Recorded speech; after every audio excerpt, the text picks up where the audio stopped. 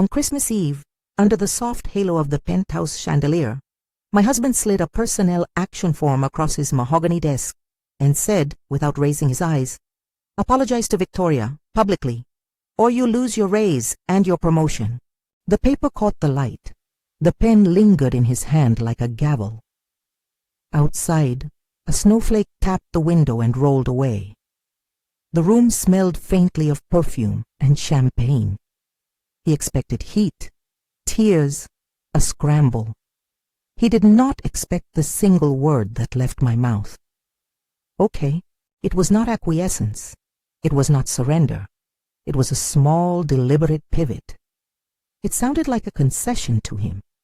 In my head, it was the opening move of a plan I had been building, quietly and steadily, for months. He heard only the syllable that meant permission. I heard the syllable that meant I would handle it. There was a beat-long silence, like a held breath. Then he smiled, victorious in the way men who have the floor often do. He believed he had wielded an ultimatum that would bend me.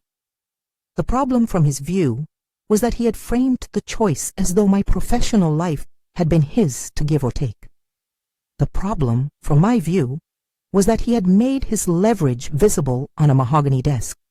And leverage, once visible, can be measured, catalogued, neutralized. If you want to know how a scientist becomes a strategist, you start by noticing data. 2 minutes later, I stepped away from the desk, the personnel action form still warm in its wake, and walked back into the living room where the party continued as if the world could be repaired with champagne and small talk. That night would not be repaired. It would be repurposed. If this story has a beginning, you could read in slow motion. It begins years earlier in a cramped grad school office with a whiteboard warped by coffee rings and a stack of grant applications that smelled faintly of burnt toast.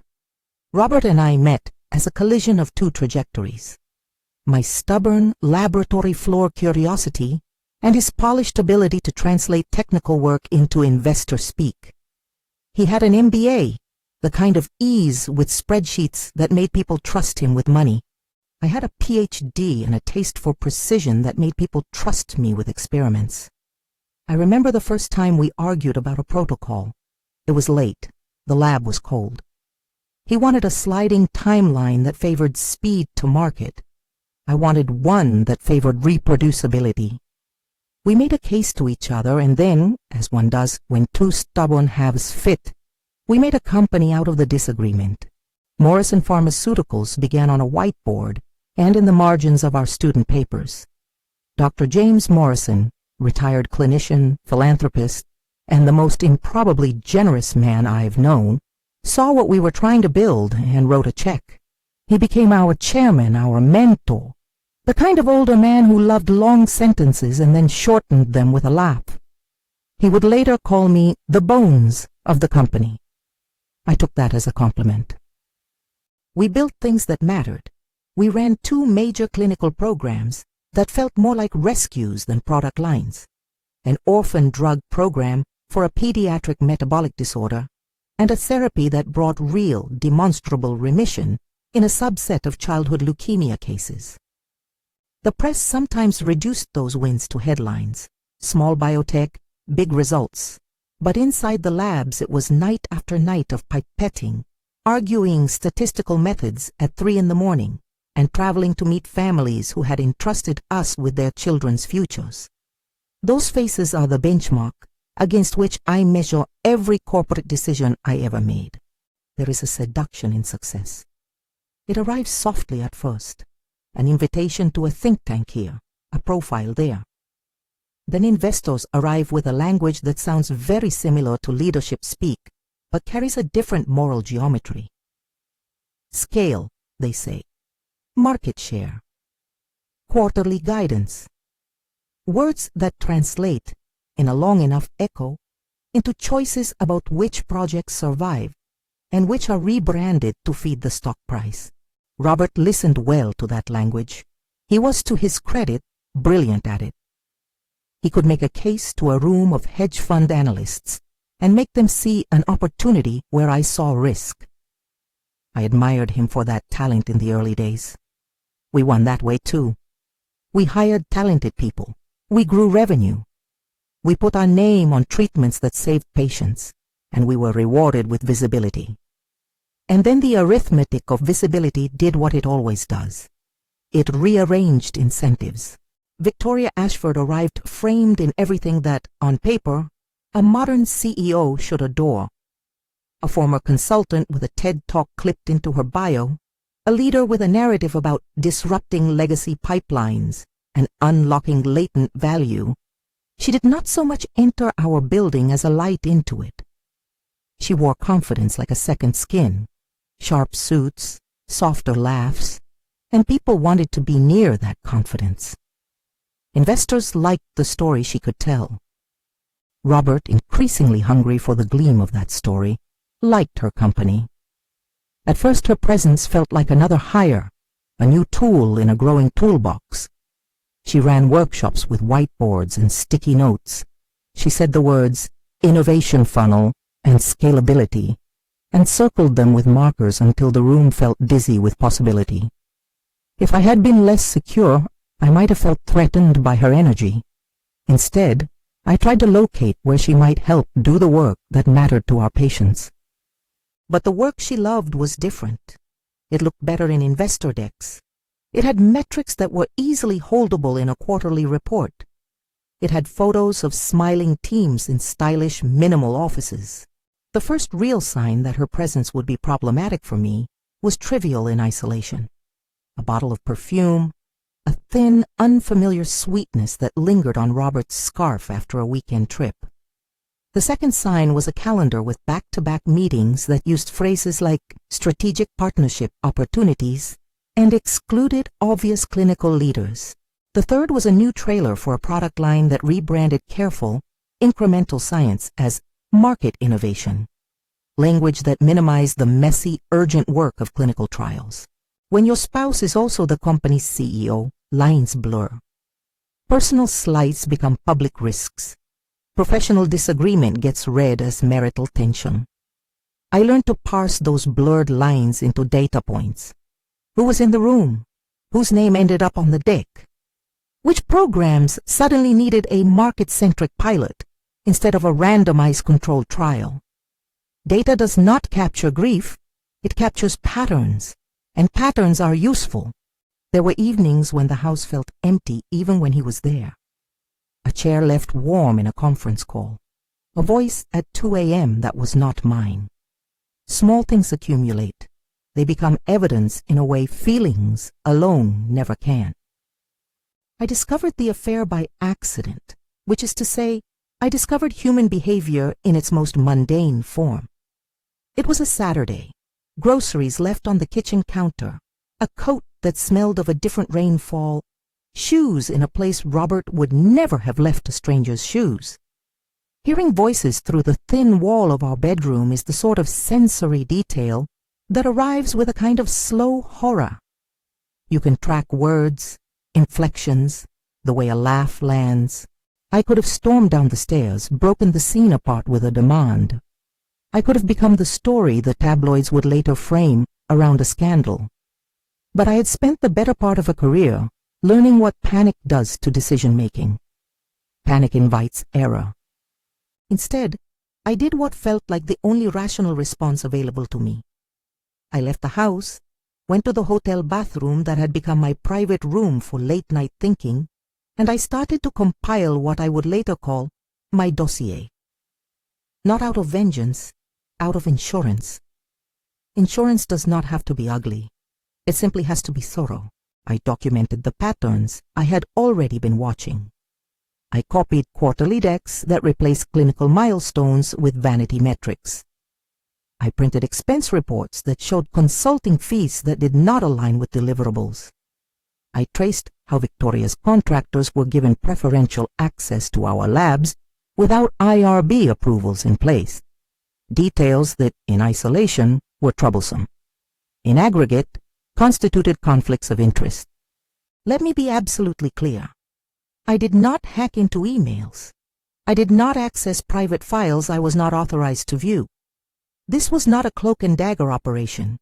This was the responsible collation of publicly accessible documents, board minutes that I could obtain through my role, and the receipts of decisions made in meetings that I had attended. When you sit at the table long enough, you can reconstruct the conversation. I also began to lay the groundwork for what would become my exit strategy, not a flight, but a redirection. I called Dr. Morrison. He has always been, in my adult life, the one person who sees both the science and the soul of our work. We spoke quietly, and he listened with the combination of skepticism and practical optimism that I had come to trust. He agreed that if Robert's attention shifted away from the science in favor of short-term optics, the patients would suffer. He agreed to be a named supporter for a transfer I was quietly putting together, a managing director role for our European operations that would allow the programmatic work I cared about to continue and to grow beyond the ticker's reach. An appointment at that level in a public company is not a rumor you whisper. It is, to use corporate parlance, a personnel action that is typically passed through the human resources process, approved by the board, and for significant roles where compensation or governance shifts, disclosed in filings with the SEC, the Securities and Exchange Commission. Those disclosures are dry, regulatory, and boring. They are also sanctuaries for truth because once something is filed, it exists in a public ledger that is hard to erase. That ledger can protect a career in the way a safe deposit box protects documents. I did not, in that frantic, grieving weekend, call a lawyer and draw up hostile memos. I did not issue ultimatums. I cultivated the people who could make the transition legitimate. I reached out to several Europeans I had known from a fellowship year and years of conference travel, scientists and administrators at Cambridge, Oxford, Karolinska, Edinburgh, people who were responsive to evidence and who wanted to build long-term programs for rare diseases. I had colleagues in London, Marcus, Elenia, David, who were waiting for an opportunity to take the kind of clinical leadership that could change lives. I made a list, I made phone calls. At the same time, I compiled a ledger. Dates, emails, expenses, proposals that were thin on scientific rigor, but thick on marketing language. I flagged where governance had been porous. I wrote memos that read like lab reports: hypothesis, methods, evidence, conclusion. There was a method to the grief. There was order in the chaos. People think that strategic exits are born in the moment. They are not. They are the result of a timeline of quiet decisions. When to stop telling yourself that this will pass. When to conserve capital, emotional and professional, and when to activate alliances before the situation becomes explosive. That weekend I began to assemble the architecture of my exit in a way that would protect the work and, crucially, protect my reputation. The months that followed moved like a split screen between two cities, New York in its shiny, frenetic present, and London in its perpetual drizzle and measured tradition. I kept my meetings tight in Manhattan, answering the kinds of questions that executives are trained to ask. What is the metric? Who is accountable? What is the risk? But I also created travel windows to London where, under the cover of speaking engagements, plausible, useful, I met with potential collaborators who were far less interested in rhetoric and far more interested in reproducible data and patient outcomes. There was a strategic advantage in moving the center of the work to Europe. Funding there was less fixated on quarter-to-quarter optics and more willing to underwrite the long, tedious construction of credible programs. There were government grants and consortiums, and most importantly, a culture that prized the actual clinical endpoints we were chasing over a narrative polished for the front page. All the while, back in New York, the theater continued. Victoria gave a keynote about unlocking human potential, and the press ate it up. Robert smiled in the profile photos. The board applauded the investor-friendly pivots. Meanwhile, some of our most senior scientists began to ask quiet questions. Why the shift in resource allocation? Why the new approvals for small pilot programs that bypassed statistical rigor? Why our labs were being rented out to consulting teams who brought glossy decks but no reproducible protocols? There were times when the ledger was the only solace. I would sit at my desk and line up email chains like a forensic analyst. Each seemingly small decision became a vector. A contractor approved without an IRB note. An expense-tagged innovation lab that seemed to be covering personal travel. A meeting scheduled in a hotel bar that excluded the clinical leads. The patterns were clear if you wanted to see them. This is where people sometimes misunderstand me. I was not looking for an apology. I wanted accountability. I wanted the work to continue with integrity and for the patients, not the market, to determine our priorities. That is not dramatic language. It is the language of someone who has sat in too many hospital waiting rooms to ignore the human cost of a slide in focus. As the web tightened, I also cultivated allies of a different sort. Jennifer Chin in regulatory affairs became my confidant.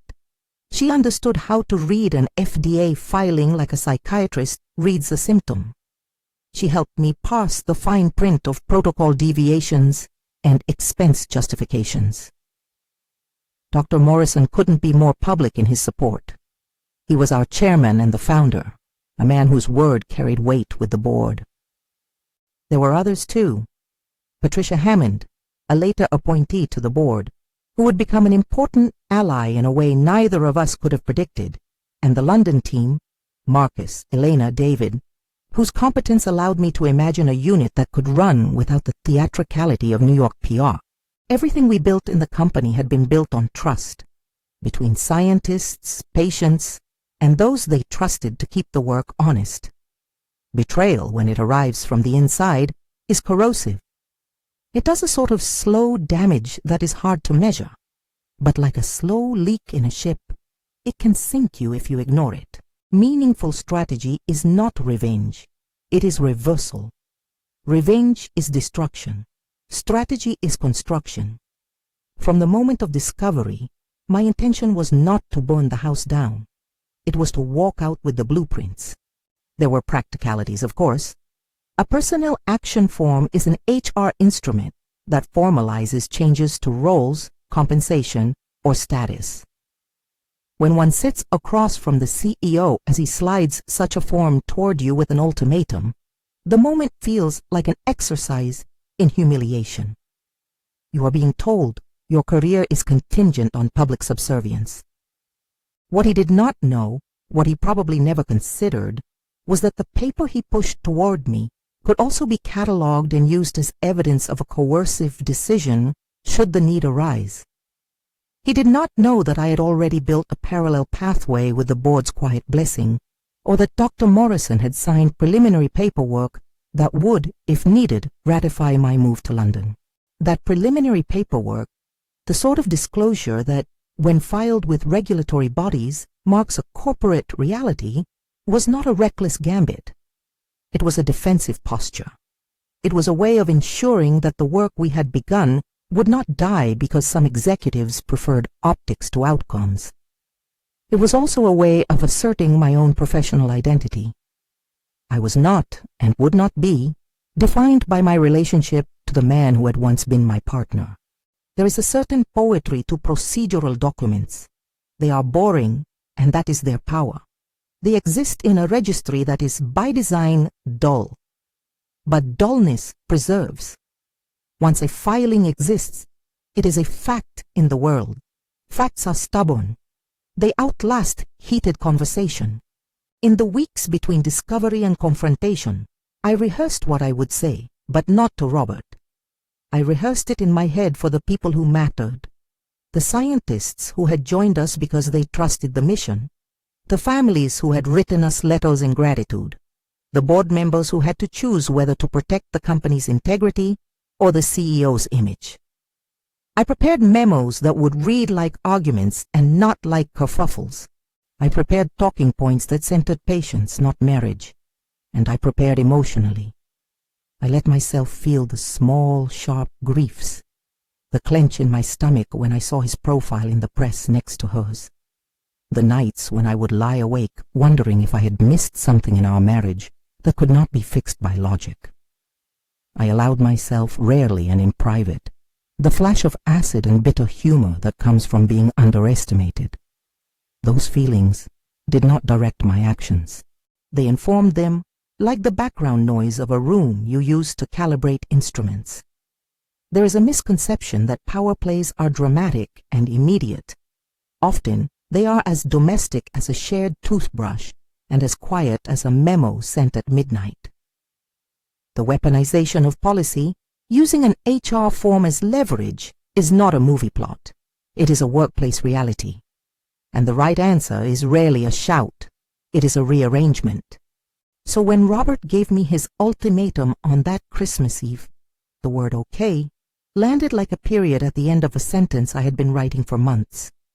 He expected deflation, he got a pivot. He expected capitulation, he got a demonstration. I let him have the theater of the moment. I signed no paper. I asked for time, ostensibly to consider the terms. In truth, I needed to control the room. I needed to turn what he thought was an act of humiliation into an act of exposure. He had weaponized the personnel process, but he had left the weapon visible. Visibility, again, is a tool. After I said okay, I walked back through the party with a calm that bordered on the surreal. The guests were mid-toast, mid-laugh, caught in the opalescent wash of a city holiday.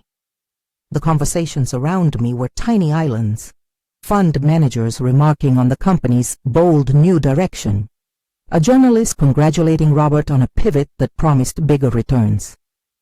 I moved like someone who had chosen the moment of revelation and not the moment of collapse.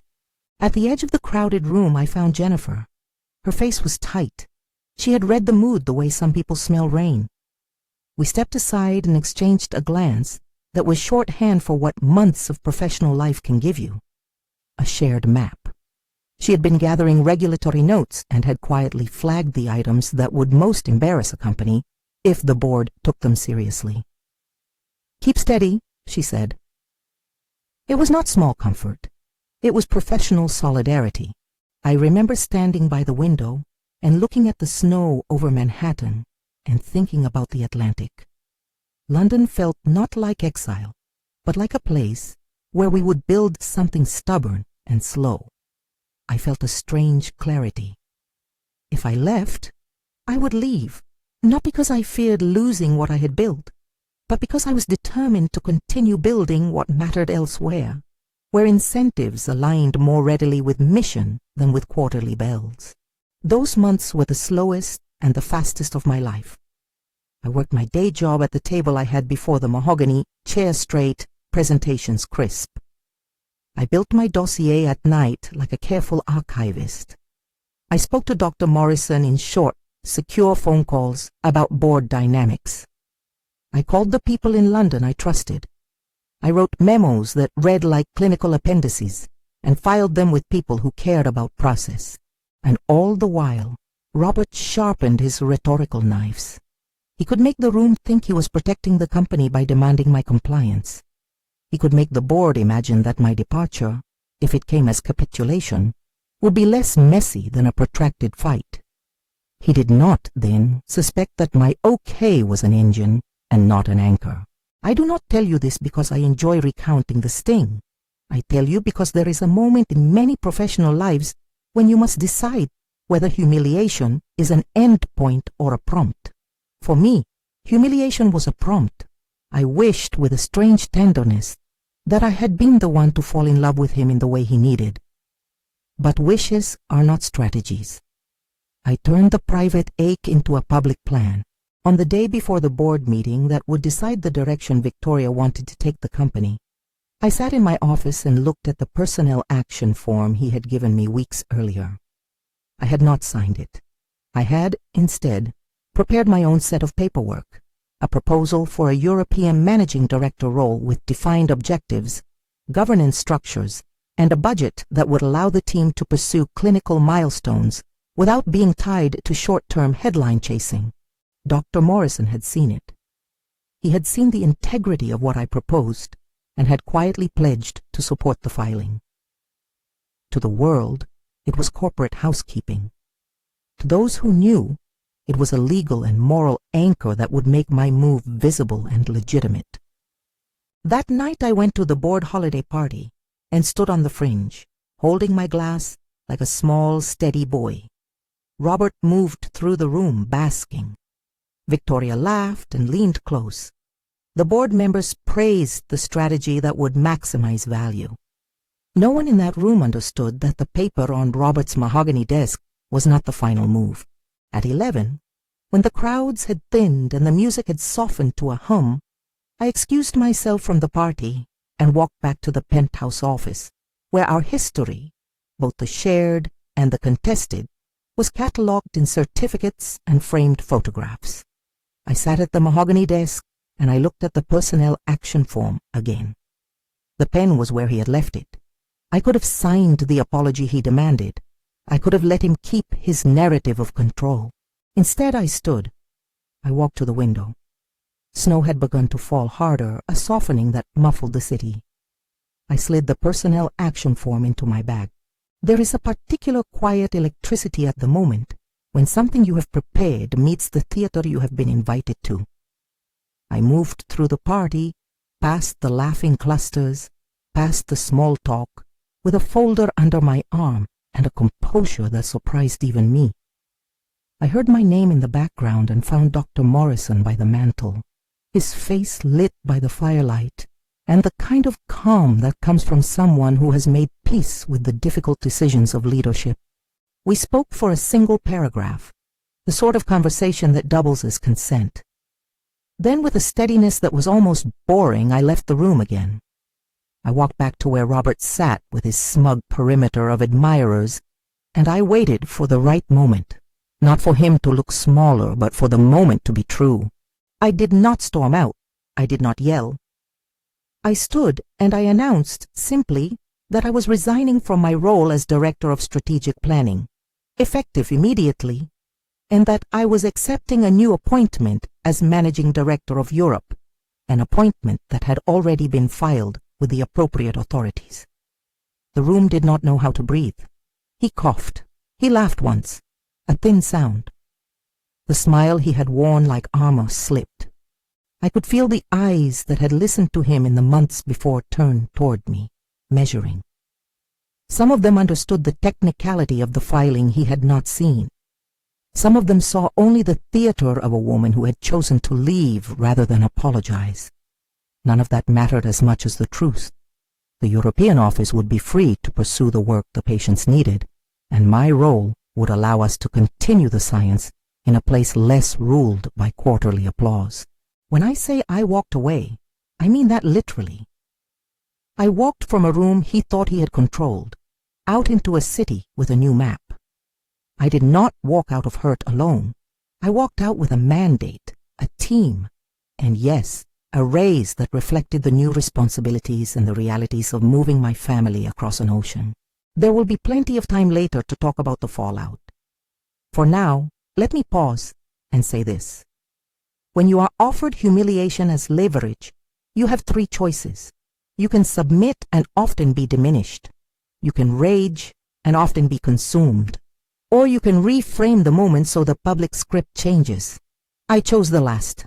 If this moment resonates with you, if the idea of quiet power and strategic exits matters, consider subscribing. There are more stories ahead, and not all of them end the way you expect.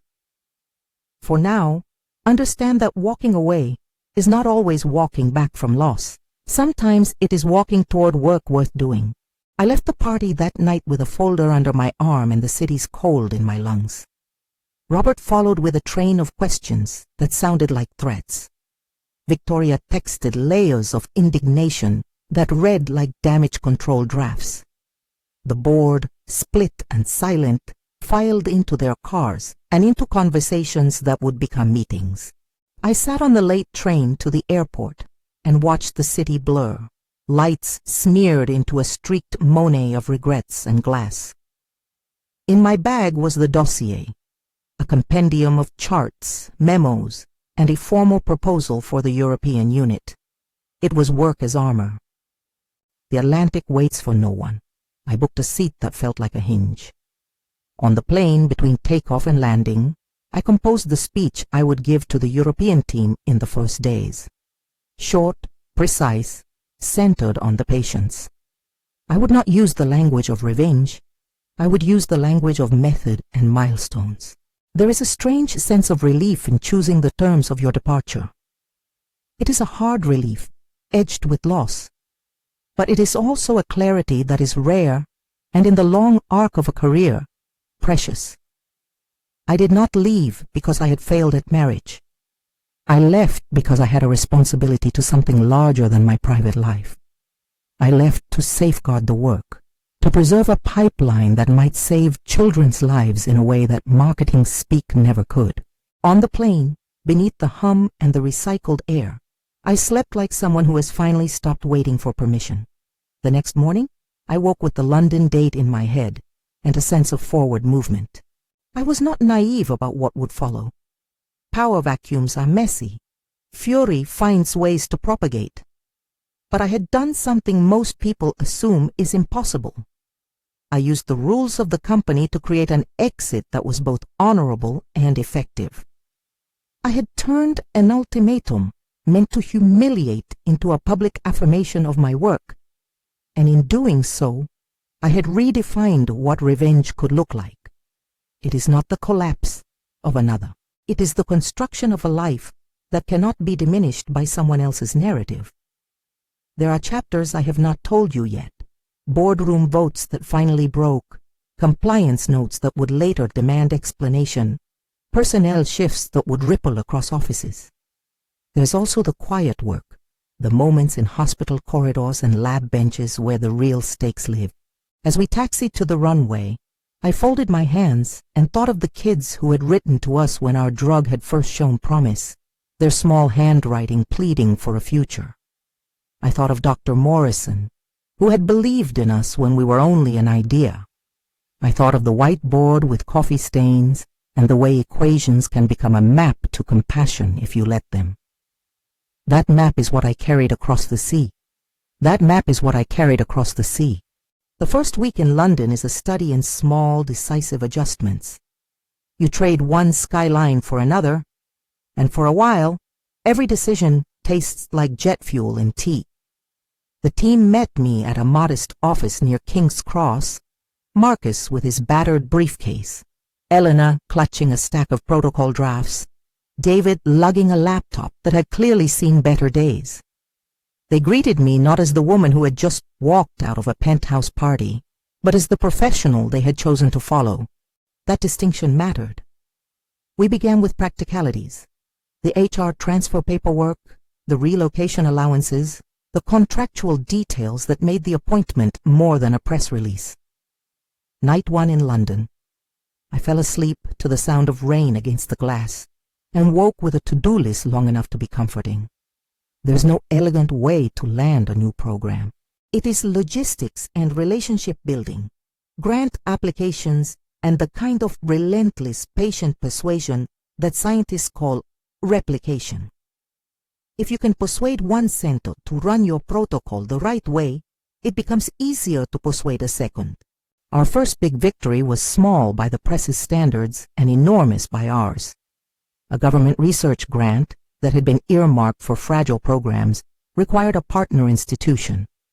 We proposed a cross-center consortium, Cambridge, Edinburgh, Karolinska, centered on the pediatric leukemia compound we had shepherded through phase 1. The grant committee wanted evidence of reproducibility. We gave them a protocol with explicit endpoints, external monitoring plans, and a governance charter that made member responsibilities transparent. The week the funding was awarded, Elena smuggled a bottle of cheap champagne into the lab, and we toasted on the floor between benches. It tasted like a beginning. Back in New York, the headlines were less celebratory. The board convened an emergency meeting within days of my announcement. That was expected. What was morally complicated was how some of the same people who had applauded Victoria's vision now folded statements of concern into a formal complaint about governance. They cited expense irregularities, conflicts of interest, and a pattern of decisions that seemed to sideline rigorous science in favor of shiny pilot programs. Those were the same items I had catalogued, the same threads I had woven into my dossier. Jennifer and I became the equivalent of a relay team. She handled regulatory nuance. I handled narrative. She could read an FDA memo and tell me, in the space of a sentence, what it meant for our trials. I could take that sentence and turn it into a board memo that explained why a particular pilot was insufficient. We were methodical. We did not whisper accusations in corridors. We drafted timelines, cross-referenced approvals, and asked the board for a formal compliance review. That request, dry, procedural, inevitable, was different from a lawsuit. It was an internal audit. Facts are stubborn, and when placed in the right order, they make a case without melodrama. The compliance team's inquiry was the kind of thing that should make governance proud. They interviewed people. They collected receipts. They traced contractor agreements back to consulting firms and then to a pattern of hotel meetings and inconsistent deliverables. The word improper began to appear in summaries. I do not use that term lightly. It is bureaucratic and therefore precise.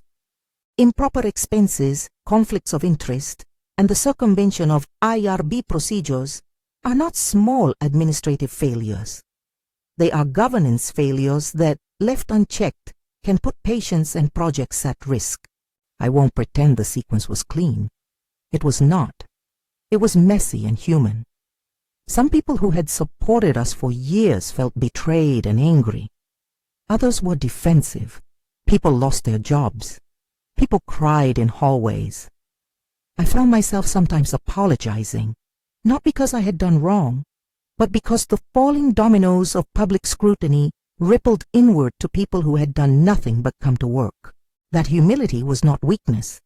It was the price of leadership that chooses to preserve a mission rather than celebrate a martyr. Robert's response was theatrical, in a way that should be beneath someone with his resume.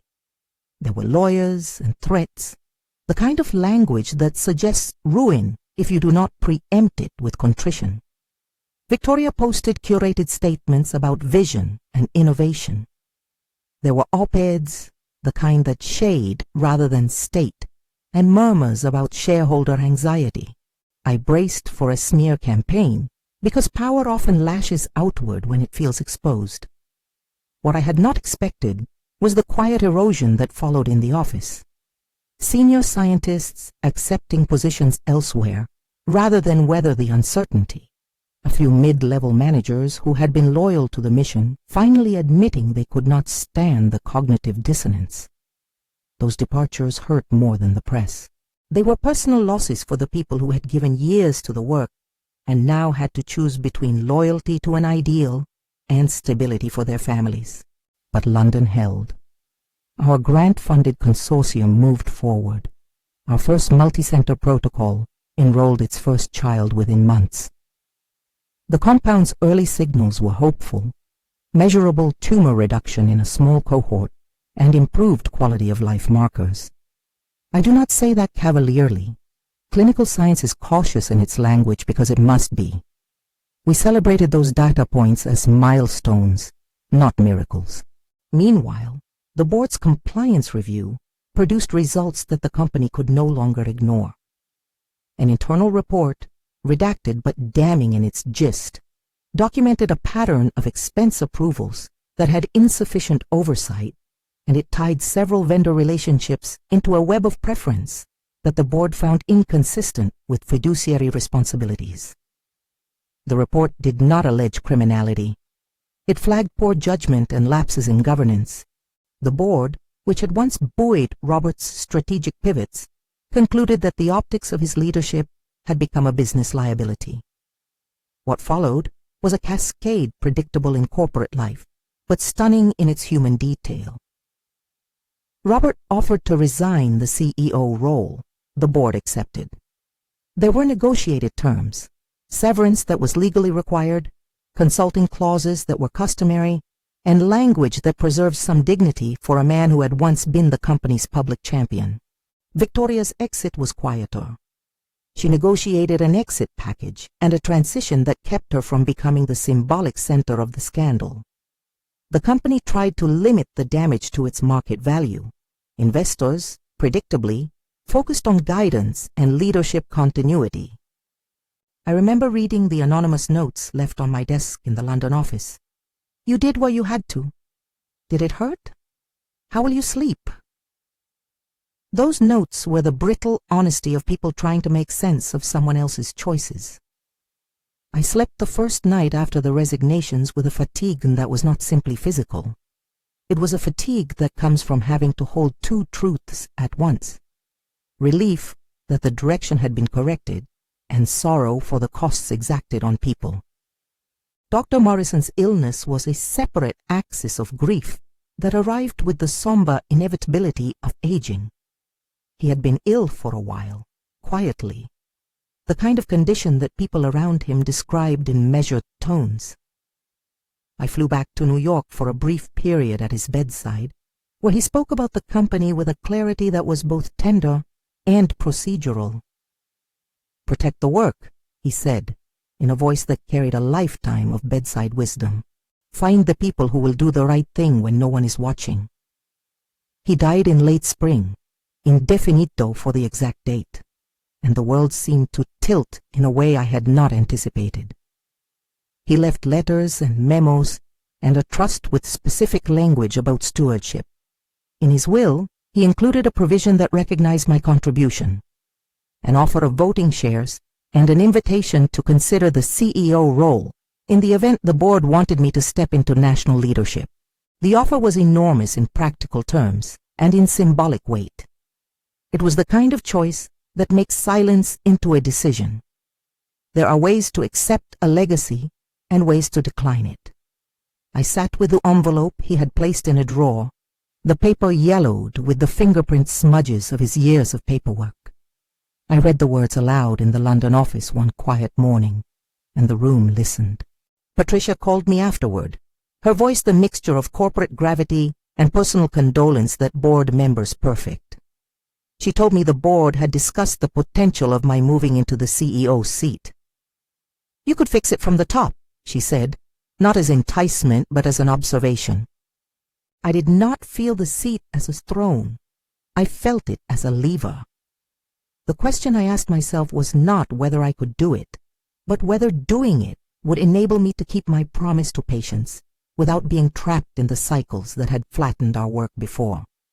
The CEO role required not only administrative competence, but a tolerance for the performative elements of public companies. Quarterly calls, investor narratives, a kind of theatrical leadership that sometimes suffocates slow science. My decision had to serve the mission, not my ego. There was also a geographic reality. London was not exile. It was an ecological choice about how to grow the program in an environment with different funding rhythms and different priorities. In London, we could nurture long-term registry work, coordinate pan-European trials that valued endpoints over optics, and connect to national health systems in ways that made durable progress more possible. The role in London allowed me to keep one foot in the bench and one foot in the boardroom in a way that felt aligned with the moral imperative that had driven me into science in the first place. I turned down the CEO offer. It was not a rejection of stewardship. It was a rejection of a concentration of power that risked turning measurable outcomes into a narrative currency. I accepted instead a position that gave me global responsibility for the scientific programs, a role that preserved my agency to design and implement protocols with the independence to permit long arcs of work, and one that allowed me to collaborate with a CEO who would operate the company's public market obligations. The board appointed Patricia as CEO. She was a capable, steady leader who had demonstrated a commitment to governance. The arrangement was not flawless, but it was honest. People asked me whether refusing the top job felt like a missed chance for revenge. I laughed, but not cruelly. Revenge had never been about escalation. It had always been about redefinition. To lead from the place where you could protect the science without becoming seduced by stories felt, to me, like the better revenge. Build something that thrives in spite of the attempts to humiliate you. Live well. Make the work you love non-negotiable. The months that followed were a mosaic of small victories and institutional tedium. We published trial results. We refined protocols. We negotiated data-sharing agreements. We built an advisory board that included clinicians, patient advocates, and statisticians who were more interested in reproducibility than photo ops. We trained new site leads in ways that emphasized quality control over press-ready metrics. We created a central data monitoring plan that increased auditability. We hired compliance staff with teeth and independence. It was the bureaucratic scaffolding of integrity. Those scaffolds mattered, because when a multi-center phase 2 showed consistent responses and manageable safety signals, we could point to a governance trail that validated the findings. There was a regulatory milestone abroad that would later reverberate stateside, an accelerated pathway petition, much discussed in our circles, that allowed a compound with compelling early data to receive priority review. In the US, it would be called a breakthrough therapy designation. The conversations began there as our European data matured. The phrase breakthrough is not a promise. It is a regulatory classification that recognizes potential and grants procedural acceleration. For families waiting for options, that acceleration can mean the difference between hope and delay. We treated it with the cautious optimism it deserved. There were days when I still felt the phantom ache of betrayal. Seeing Robert's name in a corporate filing or Victoria's new profile in a consulting firm could still produce a quick, hot reaction that flattened into something wiser after a minute. I allowed myself those feelings. They were part of the human ledger, but they no longer defined my choices. They registered, and then I moved back to work. One of the more complicated aspects of the aftermath was public perception. Walking away in a way that looked like a retreat is hard to reconcile with the truth of a strategic migration. Some op-eds framed my move as capitulation. Others called it an elegant exit. The simplest truth is that narratives are often written by people who prefer tidy arcs. Real life produces threaded tales where heroism, error, and compromise coexist. I learned to accept the discomfort of being misunderstood by some and admired by others. It was a necessary part of building a life that could hold nuance. In a profession that prizes certainty, nuance can feel like a vulnerability. For me, nuance was a survival mechanism. There were changes in my personal life as well. My marriage, like many long relationships that fracture under the pressure of ambition and betrayal, moved through a series of practical negotiations. We divided assets not as a divorce lawyer's spectacle, but as a reallocation of joint projects. We had been partners in business and life. Disentangling those roles was not dramatic in the cinematic sense. It was meticulous and, at times, painfully prosaic. There were discussions about custody of the lab's founding artifacts, framed diplomas, unpublished data notebooks, and about how to co-parent ongoing projects that had teams and patients attached. It felt at times like editing the footnotes of a life. I will not pretend my grief was not deep. It was. Loss is a constant companion when you have invested so much of your identity in a shared dream. But grief, managed honestly, can refocus you. It can remind you that the work exists beyond any one person's desire to be center stage. Years into the European program, when we presented a large multi-center dataset at a conference in Berlin, I remember standing at the window of my hotel room watching a late summer rain turn the city lights into soft pools. The results were not miraculous. They were rigorous. They showed statistically significant improvement in certain endpoints and a safety profile that made further study ethical. Families in the trial were seeing responses that, measured clinically, would have once seemed too optimistic to hope for. In the lobby that evening, parents approached me with quiet thanks. That is the currency of our work, the small notes of human gratitude that do not require headlines. Dr. Morrison's influence persisted in ways beyond the legal bequests. His model of stewardship, a combination of humility, generosity, and a near pedantic insistence on integrity, became a lodestar. I found myself invoking him in meetings as a rhetorical anchor. What would Jim ask?